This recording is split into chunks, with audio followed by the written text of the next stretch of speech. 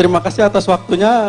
Pertanyaan saya dua, Cak. Pertama, kita ini kan lagi musimnya apa? Menyebut nama khilafah gitu. Kira-kira dalam konteks kebangsaan, urgensi kita untuk apa? Menjadikan khilafah itu perlu apa tidak dalam konteks kebangsaan hari ini? Itu pertama. Kedua, kalau orang NU itu biasanya ini apa? Hubul waton minal iman gitu kira-kira. Cinta tanah air sebagian daripada iman. Pertanyaan saya di bulan Ramadan ini, kalau kita di jalan raya lalu ada lampu merah, lalu menerobos, puasanya batal tidak? Karena dasarnya itu kira-kira. Itu terima kasih dua hal itu. Salam dari Cilegon. Terima kasih. Assalamualaikum warahmatullahi wabarakatuh. Nama saya Istiadi. Yang perlu kami tanyakan yaitu, ini pertanyaan buat Cak Nun. Apakah kepemimpinan di Indonesia ini geragas atau tidak? Karena kalau kita melihat sejarah nenek moyang kita, itu nggak geragas. Misalnya kerajaan Majapahit itu ada kepala negara dan ada kepala pemerintahan. Mungkin dari saya cukup sekian. Wassalamualaikum warahmatullahi wabarakatuh.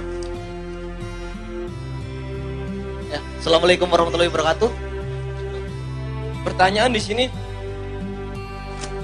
dalam agama sendiri itu yang terlahir duluan itu sistem dulu, apakah budaya terlebih dahulu? Nah, ketika kita dihadapkan dua itu, apa yang harus kita lebih kedepankan? Apakah budaya terlebih dahulu, apakah sistem terlebih dahulu? Mungkin itu saja dari saya. Terima kasih. Wassalamualaikum warahmatullahi wabarakatuh. Assalamualaikum warahmatullahi wabarakatuh. Waalaikumsalam warahmatullahi wabarakatuh. Nama saya Abdul Hakim, saya dari Anyer. Saya yang pertama akan bertanya sama Cak Nun. Kelihatannya Cak Nun ini ngerokok gitu, gayanya kan seperti NU gitu loh. Gaya-gaya NU nggih. Nggih mboten. Gaya-gaya NU nggih. Nggih. Pertanyaan saya sih yang pertama, Cak Nun niki NU nopo dede ngoten kok. Nggih. NU tulen nopo NU pripun ngoten nggih. Guyon nggih, guyon. Pertanyaan yang terpentingnya gini loh, Pak. Innalillahi wa innalillahi roji'un ya. Dari Allah kembali ke Allah. Kenapa umat tidak memikirkan mati itu bukan kembali ke Allah, tapi semua berebut untuk surganya kan? Yang saya tanyakan, surga niku jaminannya Gusti Allah yang seperti apa? Nah, kan karena di situ ayatnya innalillahi, bukan kembali ke surga tapi kembali ke Gusti Allah. Ngoten sawas. Assalamualaikum warahmatullahi wabarakatuh. Waalaikumsalam. Silakan Cak Nun. Saya minta diingatkan Mas Islamianto, bisa dijawab mulai terakhir, kemudian Masnya dan seterusnya nanti saya mau diingatkan. Gini Mas, NU tadi itu kan cara Mbah Hasim memahami Islam. Terus orang yang bersepakat sama Mbah Hasim menjadi NU. Nah, Mbah Dahlan punya cara yang lain. Jadi ada orang yang lihat kelapa dengan konsentrasi pada santannya, ada yang konsentrasi pada batoknya, ada yang konsentrasi pada sabutnya, kan begitu Mas.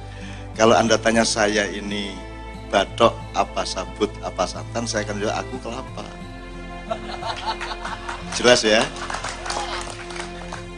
Kan aku tidak memusuhi NU, aku kan menemani sama-sama tawasobil haqi atau sobil. Dan saya tiap hari ketemu orang NU, hampir tiap hari dengan Nahdliyin di mana-mana. Saya kira pertemuan saya dengan Nahdliyin ratusan kali lipat dibanding ketua PBNU ketemu dengan Nahdliyin. Ya, jadi kalau sekarang yang disebut saya NU atau tidak itu adalah identitasnya, saya ingin menanyakan kepada Anda, Mbok, jangan melihat identitasnya, tapi melihat pekerjaannya dan amal dan aplikasinya. Gitu kan. Anda jangan ditanya, Mas, kamu cinta nggak sama aku? Dek, jangan tanya aku cinta apa tidak, tapi tiap hari kamu merasakan enggak. Gitu ya Mas ya. Jadi kira jangan terlalu terpaku kepada nomenklatur atau simbolisme kata dan identitas, itu ya kira-kira ya. Kemudian soal surga, saya kira saya sependapat sama Anda. Tuhan itu memang menguji kita dengan mengiming-iming surga.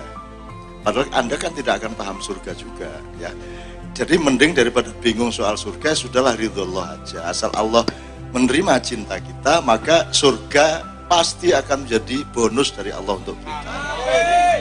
Kalau kita mikirin surga sekarang dengan cara berpikir dunia kan bingung sendiri. Gitu kan, bingung sendiri. Nanti kalau Anda orangnya penuh maksiat, istri Anda orang yang solihah, terus nanti istri Anda masuk surga, Anda masuk neraka. Apakah istrimu kerasan di surga melihat engkau orang yang dicintainya itu ladang-ladang di neraka? Sama dengan Nabi Nuh kan tidak tega, istrinya, anaknya kan masuk neraka. Jadi sudahlah, kita jangan terlalu menghitung-hitung surga. Mari kita hitung cinta Allah. Bentuknya terserah Allah nanti bagaimana. Itu loh, itu ya Mas ya. Jadi saya kira saya setuju sama Anda. Tapi saya kasih tambah satu bonus. Tolong cari pernyataan Kiai, jadi muridnya Mbah Hasim yang terakhir 2 tahun yang lalu masih ada. Yang murid langsung yaitu Mbah Mukhid Muzadi, kakak sulungnya Pak Hasim Muzadi. Itu murid langsungnya Mbah Hasim. Dan Anda lihat pernyataan beliau mengenai saya dan NU. Gitu ya, Anda cari videonya, nanti bisa minta ke teman-teman Kiai Kanjeng. Karena Mbah Mukhid ini orang yang tidak mau ada orang bilang bahwa saya bukan NU. Pokoknya ada orang bilang Cak Nun bukan NU, tak tempeleng, dia bilang gitu. Cak Nun itu NU itu ya, Cak Nun itu. Cak Nun itu ya NU itu, gitu malahan. Padahal saya tidak pernah jadi ketua ranting, tidak pernah jadi apapun. Gitu. Jadi Mas ya, menurut saya sekalian jawab yang lain Mas, berpikir substansial lah, jangan terlalu berpikir instrumental. Ini Mas ya. Ya, sekarang kan banyak gula pura-pura seperti gula padahal tidak manis kan gitu kan? Kan banyak sakarin. Anda percaya kepada label gulanya ataukah percaya kepada manisnya? Nah, carilah manisnya, jangan terlalu terpesona kepada label-labelnya. Kan gitu. Kan setiap pilkada semua berlabel gula yang manis. Begitu jadi gubernur ternyata pahit pol gitu. Nah, gitu kan. Betul enggak ya? Oke, jadi anak-anak muda mulai sekarang berpikir agak lebih sirri, jangan hanya jahri. Sirri itu artinya kamu mencari yang tidak kelihatan oleh panca indera karena dia lebih substansial dan lebih qot'i kalau pakai istilah tadi. Gitu ya, Dek ya. Oke, jangan khawatir. Terus Mas ini yang pertanyaannya tadi, itu jawabannya, berpikirlah substansial, jangan instrumental, karena kapitalisme, sosialisme, komunisme itu semua don-donnya, itu semua don-don. Bahkan kalau dalam Al-Quran, kiri itu tidak sama dengan kiri dalam ideologi internasional. Kalau Allah mengatakan la yastawi ashabun nari ashabul jannati humul faizun. Kalau Quran begitu, padahal di dalam ideologi komunisme aspirasinya kan terbalik. Yang komunisme itu yang pro rakyat, ya. Terus yang kapitalisme itu yang berjuis kan gitu. Nah, sekarang ke Muhammad tadi, langsung ke Muhammad. Itu tidak salah, Anda bayangkan seperti itu tidak salah juga. Itu kan bagian dari cintamu kepada Rasulullah. Dan tidak harus benar kok Mas hidup itu Mas. Asal outputnya baik. Betul Mas?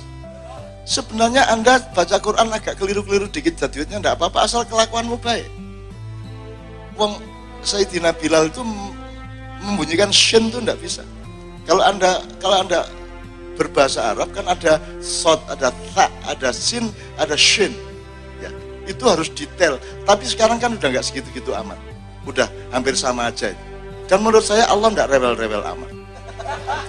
Yang penting outputmu itu meninggalkan faksa dan mungkar, udah selesai, tidak ada masalah. Perkara kurang-kurang dikit, orang Jawa dari dulu ngain. Asyhadu alla ilaha illallah, itu kalau Jawa, bagaimana?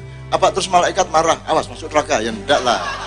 Ya enggak, malaikat kejem amat, ya enggak lah. Maksudnya la ilaha illallah. Maka Rasulullah ketika ditanya, ya Rasulullah, kenapa Bilal engkau jadikan muadzin padahal dia tidak bisa mengucapkan shin? Dia hanya asyhadu ala kali, seharusnya kan asyhadu alla ilaha illallah, kan gitu seharusnya. Bilal enggak, gitu dah. Terus Rasulullah jawabnya sangat bijaksana, sangat simpel dan sangat efektif. Gini loh Rek, pokoknya kalau Bilal bilang sin itu maksudnya shin. Gitu aja kok ruwet kamu ya. Jangan udil-udil amat lah gitu. Jangan detail-detail amat seperti aduh enggak lah. Misalnya sholat menghadap Ka'bah, sebenarnya enggak bisa menghadap Ka'bah. Ka'bah di sana kok. Kalau Anda lihat bumi bulat, Ka'bah itu di sana. Jadi Anda sholatnya harus gini. Nah, rukuknya kan susah. Gitu kan? Sebenarnya tidak ada yang persis, tidak ada. Yang harus persis adalah cintamu, syukur ilmumu. Gitu kan gitu Mas. Kan gitu. Kalau fisik, materi tidak ada yang presisi benar, nggak ada Mas. Hampir semuanya dhoni gitu ya Mas ya. Gitu. Oke, kira-kira gitu ya Mas ya. Jadi menurut saya sosialisme itu bahan saja. Sekarang Rasulullah, apa betul dia merasa berjuis? Loh, Rasulullah kapan dia berjuis? Kapan dia berjuis? Dia cuman karyawannya Siti Khadijah. Dia cuma karyawan dan dia tidak pernah punya rekening bank. Tidak pernah mengakumulasi harta benda. Rasulullah itu gini, Rasulullah punya pakaian 3. Yang satu dipakai, yang satu disimpan, yang satu dicuci. Muter begitu dong. Kalau Anda mau sunnah Rasul, ya mestinya Anda bajunya cuma 3. Apalagi Rasulullah itu rumahnya 4,8 meter kali 4,62. Jadi Anda kalau bikin rumah tidak boleh lebih luas dari itu. Kalau lebih luas dari itu Anda menyinggung perasaannya Rasulullah. Gaya kamu, itu kan. Saya aja cuma 4,8 meter sama 4 lebarnya 4,62, kok rumahmu sampai seluas ini. Kan gitu. Umpamanya ya. Ya tapi enggak apa-apa juga. Sebenarnya itu kan semua dzon Mas. Yang penting mesra. Kalau Allah mencintai dan Anda mencintai Allah, maka transaksi menjadi tidak nomor 1. Allah sampai menyatakan, la tuhasibni wa la uhasibtu. Sudahlah, kamu jangan ngitung-ngitung rezeki saya, jangan ngitung-ngitung hukuman saya. Ikhlas saja kamu, cinta aja, maka aku juga tidak akan menghitung-hitung dosamu, menghitung-hitung pahala. Kan begitu. Itu pokoknya kalau saya cinta aja Mas, itu sama Allah cinta aja. Gitu ya. Jadi jangan terlalu kiri kanan, enggak apa-apa itu bahan, enggak apa-apa, tapi ya boleh tapi ya enggak gitu-gitu amat lah. Termasuk yang desa tadi Mas. Desa.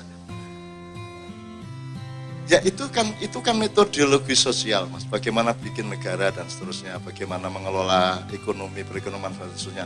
Kalau orang Jawa kan sudah jelas desa mawa coro, negara mawa toto. Jadi Anda sama dengan filosofi Jawa. Kenapa negara tidak tertata? Karena tidak menghormati desa. Bahkan desanya menjadi tidak toto sekarang. Padahal berdirinya negara yang punya tatanan yang tepat itu kalau Anda menghormati desa yang punya cara yang juga sudah tepat sejak lama. Nah, Indonesia kan tidak berangkat dari situ. Indonesia kan berdiri karena adopsi dari kebudayaan barat dan sistem barat. Tidak berangkat dari masa silam dan desa-desa kita sendiri. Nah, untuk itu kan Anda tidak bisa marah-marah. Ya sudah, hadirkan desa di kota gitu aja. Gitu loh Mas. Nah, soal kapitalisme Mas, Rasulullah bukan kapitalis. Yang disebut kapitalisme tidak sama dengan berdagang tidak apa-apa Mas. Yang disebut kapitalisme adalah ketika Anda menomorsatukan kapital. Dagang tidak apa-apa, cuman kalau dagang jadi agamamu, itu jadi kapitalis. Puncaknya adalah industri. Gitu loh Mas. Jadi kalau Anda berdagang baik, Rasulullah juga berdagang. Cuman jangan jadikan uang menjadi Tuhanmu, kan cuman gitu dok. Yang membedakan kapitalis dan bukan. Sekarang kan seluruh dunia, bahkan seluruh pelaksanaan demokrasi di Indonesia dan semua policy-policy dari presiden sampai menteri kan semua kapitalisme. Semua kan kapitalisme. Karena menomorsatukan harta benda. Nomor 1 kan soal kesejahteraan. Padahal di Pancasila tidak ada kata kesejahteraan. Yang ada di Pancasila adalah keadilan sosial. Keadilan sosial itu software. Kalau kesejahteraan hardware. Jadi kita ini anti Pancasila selama menjadi Indonesia. Aslinya begitu, gitu ya Mas ya. Oke. Kemudian khilafah, yang saya ingat ya, nanti yang lolos diingatkan. Khilafah. Anda berpikirnya substansial. Kapan kita tidak jadi khalifah? Kita tiap hari jadi khalifah. Ada padi kita tutu jadi beras, ada beras kita masak jadi nasi, itu namanya khilafah. Khilafah itu dalam skala yang sekecilnya agak gede dan ada skala negara. Dan Allah tidak mengharuskan skala negara juga. Negara juga tidak disarankan untuk ada. Rasulullah tidak pernah jadi pejabat. Di Madinah tidak ada negara, tidak ada sistem. Yang ada perjanjian antar segmen-segmen masyarakat. Untuk keamanan dan untuk perjanjian ekonomi dan sosial budaya. Tidak ada konstitusi negara di negeri Madinah. Tapi orang Islam di Indonesia, partai-partai tidak pernah belajar kepada piagam Madinah. Teman-teman sekalian, sehebat-hebat konstitusi dalam negara modern, itu yang bikin adalah kalangan intelektual, yang bikin adalah orang yang merasa dirinya pinter. Tapi kalau piagam Madinah yang bikin bukan orang pinter, yang bikin adalah rakyat sendiri, mengalami sesuatu, bentrok, berunding, berjanji. Gitu loh Mas. Jadi piagam Madinah adalah piagam yang paling merupakan bukti demokrasi yang paling nyata dan paling tinggi dalam peradaban manusia. Gitu Mas. Jadi Anda khalifah tiap hari. Untuk skala Indonesia, yang tidak usah disebut khalifah misalnya gini, Anda cinta itu nggak tiap hari ngomong I love you kok. Laksanakan aja tidur, kalau malam sayang, kamu pangku, kamu gendong, kamu banting, kamu teguk, kamu taruh di tali, segala macam sakarepmu. Itulah. Yang penting pelaksanaan cintanya, bukan nama cintanya. Karena ayam itu berkokok tanpa pernah dia menyadari dia sedang berkokok, dan tidak pakai label aku berkokok loh, kan tidak pakai. Itu kan beda sama pilkada. Kalau pilkada kan merakyat dan nah gitu kan, selalu pakai label, kluruk gak iso ngaku PT kan begitu. Itu ya Mas ya. Jadi soal khalifah jangan pusing juga. Anda kan khalifah, tiap hari Anda khalifah. Terhadap kencingmu engkau mengkhalifai, terhadap beolmu engkau mengkhalifai, terhadap pakaianmu engkau mengkhalifai. You are khalifah, all of you. Jangankan khalifah, bahkan setiap orang adalah pemimpin menurut Al-Quran. Setiap orang adalah pemimpin. Khalifah itu kan tadbir Mas. Khalifah itu gini loh Mas. Khalifah itu artinya, nyun sewu nih Pak Desmond. Kalau yang di depan kita tuh imam, depan namanya amam, orangnya imam. Kalau sini yamin, kalau ini yasir atau yusro. Kalau belakang khalf atau khalifah. Jadi khalifah adalah orang yang berjalan di belakangnya Nabi Muhammad. Nah Nabi Muhammad berjalan di belakangnya Allah. Loh, apa bisa Allah berjalan? Bukan. Allah maunya apa? Maunya Allah adalah innalillahi wa inna ilaihi rajiun. Maka Rasulullah berjalan di belakang idenya Allah itu dalam penciptaan makhluk-makhluknya. Kita semua nguntit di belakangnya Kanjeng Nabi juga. Jadi kita khalifah karena kita nguntit, kita ini ngikut di belakangnya. Jadi kata khalifah itu artinya orang yang nguntit perjalanannya Rasulullah. Di rumah tangga oke, di pertanian oke, di negara oke, monggo. Tapi tidak harus nama khalifah. Lah, republik ini juga khilafah kok. Kerajaan juga khilafah. Benar atau salah, sukses tidak nanti dulu. Tapi semua itu khilafah.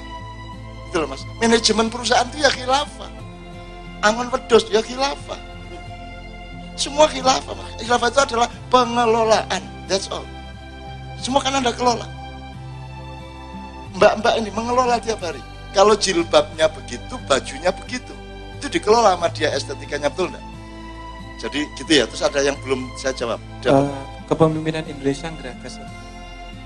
Iya Mas, kita ini gini. Kita ini diajari oleh dunia global, pinter banget kalau soal kerakusan. Pinter banget kalau soal maksiat. Pinter banget kalau soal akumulasi. Pinter banget kalau soal numpuk-numpuk harta. Pinter banget kalau soal nyikat-nyikat. Pinter untuk kedzaliman dan untuk kerakusan. Tapi kita sangat bodoh untuk kebaikan, sangat bodoh untuk persatuan, sangat bodoh untuk ukhuwah. Nah, di sini mari kita utuhkan diri kita. Anda juga harus pinter untuk anak-anak milenial. Karena tadi saya lihat kan apa yang harus Anda lakukan di tengah negara dan keadaan global yang seperti ini sederhana. Temukan apa yang Allah kehendaki pada dirimu. Kamu dikasih bakat apa? Kamu disuruh senang apa? Itu lakukan, kembangkan sampai kamu menjadi ahli betul. Kalau kamu sukanya nolong orang, nah sekarang kamu harus mencari hal-hal yang membuat kamu besok-besok bisa menolong orang. Maka harus mungkin kamu pintar berdagang apa segala macam. Temukan apa Anda bakatnya insinyur, apa bakatnya agronomi atau bakatnya gastronomi, terserah Anda. Temukan dirimu dan dalam waktu 5-10 tahun ini tekunlah, gigihlah untuk membangun kemampuanmu itu, ya. Sampai nanti Anda menjadi ahli, menjadi pakar, dan tidak ada orang yang bisa menggantikan Anda. Kalau dia memerlukan X, Anda orangnya. Dia tidak bisa digantikan siapapun. Sudah, nanti nasibmu akan dengan sendirinya terbawa oleh itu. Jangan pusing sama keadaan negara. Oh, tidak ada negara juga tidak apa-apa. Kalau hidup sama Allah itu gampang. Kamu cuma disuruh bertanggung jawab atas dirimu dan keluargamu. Wes cukup. Bah, aku ndek negara, bandek kerajaan, bandek apa wae, yang penting saya dan keluarga saya beres. Gitu. Nah, bahwa Anda ngurusin negara, khutbul waton minal iman, itu sunnah. Karena ada batasan la yukallifullahu nafsan illa wus'aha. Kalau mampunya sekeluarga. Yang penting jangan lupa sedekah, jangan lupa nolongin orang. syukur nolongin agak lebih luas kan gitu. Tapi yang baku, yang qot'i dari Allah adalah tanggung jawabmu dengan keluargamu. Itu toh. Gampang kalau sama Allah. Yang pusing ini Indonesia ini loh. Terlalu banyak biru yang ternyata hijau, terlalu banyak hijau yang ternyata merah, terlalu banyak merah yang ternyata putih, gitu ya. Terlalu banyak putih yang sebenarnya juga bukan putih. Jadi kita kebingungan di Indonesia, tapi saya tidak bingung. Yang penting Anda tidak begitu. Dan saya melihat generasi milenial di Indonesia ini luar biasa, Mas. Luar biasa. Anda akan jadi pemimpin dunia. Yang sekarang umur 17, 18, sampai 30, itu Anda menjadi generasi yang luar biasa. Sekarang belum bisa ditampung, tapi Anda akan jadi luar biasa. Saya sangat percaya itu dan saya mohon izin kepada Allah, ya Allah, panjangkan umurku bersama Pak Desmond. Amin. Supaya aku bisa melihat anak-anakku ini nanti akan memimpin dunia dan menunjukkan bahwa Indonesia tidak bisa diremehkan siapapun. Indonesia tidak akan menjajah. Indonesia justru akan mencintai semua di dunia. Bahwa Islam itu ya rahmatan lil alamin, itu tidak perlu kita tonjol-tonjolkan. Maksud ada Islam rahmatan lil alamin, ada Islam yang tidak rahmatan lil alamin. Bagaimana sih? Ya kalau Islam ya rahmatan lil alamin. Wong memang dasar amanahnya itu. Wama arsalnaka illa rahmatan lil alamin. Illa loh, ada kata illa. Kalau tidak rahmatan lil alamin berarti bukan Islam, kan begitu. Jadi kita jangan merasa bersalah dengan terorisme. Tidak ada hubungannya sama Islam.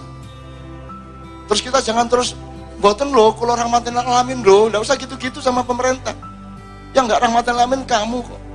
Saya rahmatan lil alamin dari dulu kok. Siapa yang tidak saya tampung di acara saya? Mau Gerindra, mau Golkar, mau PDIP, mau preman, mau Jen, mau siapa, semua datang ke sini. Pak Desmond, dan panggung kita panggung yang sangat pendek. Sehingga kalau saya salah, saya berdosa, saya menyakiti orang, Anda langsung bisa bertindak kepada saya. Kan begitu?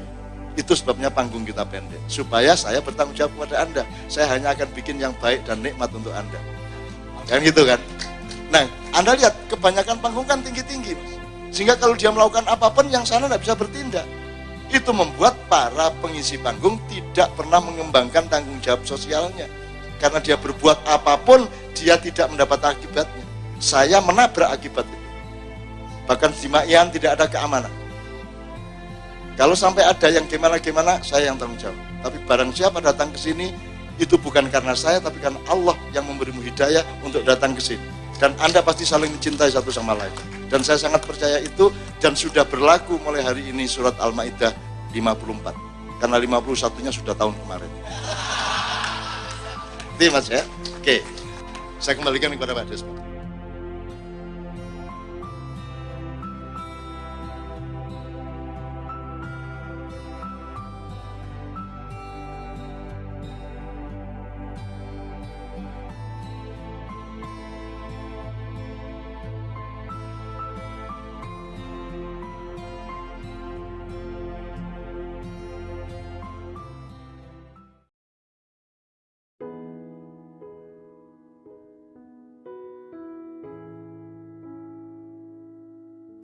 Jika ilmu, pengetahuan, dan logika membuat orang semakin pandai dan cerdik,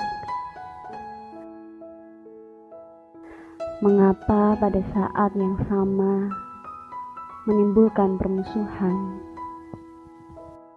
Mengapa orang beriman itu berpikiran sempit dan banyak melakukan penyimpangan? Apakah pandangan sempit merupakan sifat dan ciri para pendiri agama besar? Apa sebenarnya nilai kitab suci bagi orang beriman?